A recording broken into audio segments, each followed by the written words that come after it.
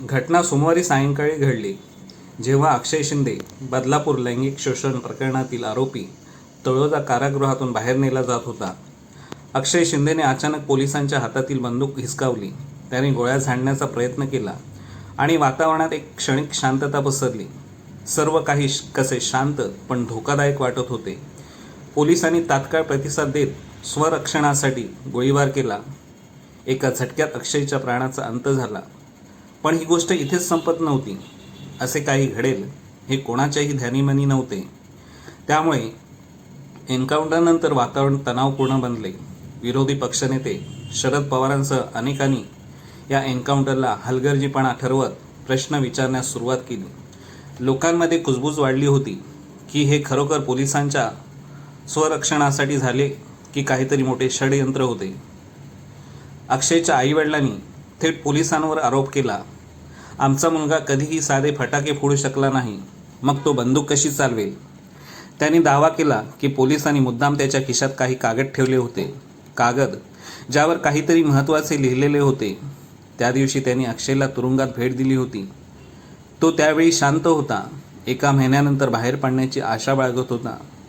आईच्या डोळ्यात अश्रू होते, पण तिच्या शब्दांमध्ये एक संशय आणि वेदना होती. पोलीस खोटे बोलत आहेत, ती म्हणाली. कोणीतरी त्यांना पैसे दिले आहेत.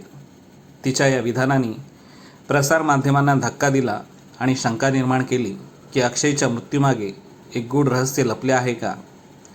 प्रकरण संपले नसून त्याच्या मागे एक गडद छाया होती. सर्व प्रश्न अनुत्तरित होते. अक्षयने खरंच बंदूक हिसकावली का, की त्याला एक कटाचा बळी बनवले गेले. पोलिसांनी केलेला गोळीबार न्याय्य होता का, की हे सर्व एका मोठ्या खेळीचा भाग होते. या घटनेनंतर अनेक प्रतिक्रिया उमटत गेल्या. काही जणांच्या मते बरे झाले, पीडित मुलींना लवकर न्याय मिळाला. जे काम कोर्टाने केले नाही ते काम पोलिसांनी केले, म्हणून काही जणांनी पोलिसांचे अभिनंदन केले. तर काही जणांच्या मते अक्षय शिंदे हा गुन्हेगार आहेच, त्याला शिक्षा मिळायलाच हवी होती, पण ती अशा मार्गाने मिळायला नको होती. काही जणांच्या मते असाही प्रश्न निर्माण झाला की मुख्य आरोपी अक्षय शिंदेला त्याच्या गुन्ह्याची शिक्षा तर मिळाली, पण शाळा संचालक आणि इतर आरोपी त्यांचे काय, त्यांना कधी शिक्षा मिळणार. मित्रांनो, अशा सरमिसळ प्रतिक्रिया उमटत असताना एकच सांगावेसे वाटते की वाईट काम केले तर त्याचे फळ वाईटच मिळणार. नियती कोणालाच कधीच माफ करत नाही. या ना त्या मार्गाने केलेल्या पापाची कधी ना कधी कोणत्या ना कोणत्या स्वरूपात शिक्षा ही नक्कीच मिळते. अशाच प्रकारचे व्हिडिओ पाहण्यासाठी या चॅनलला नक्कीच सबस्क्राईब करा. धन्यवाद.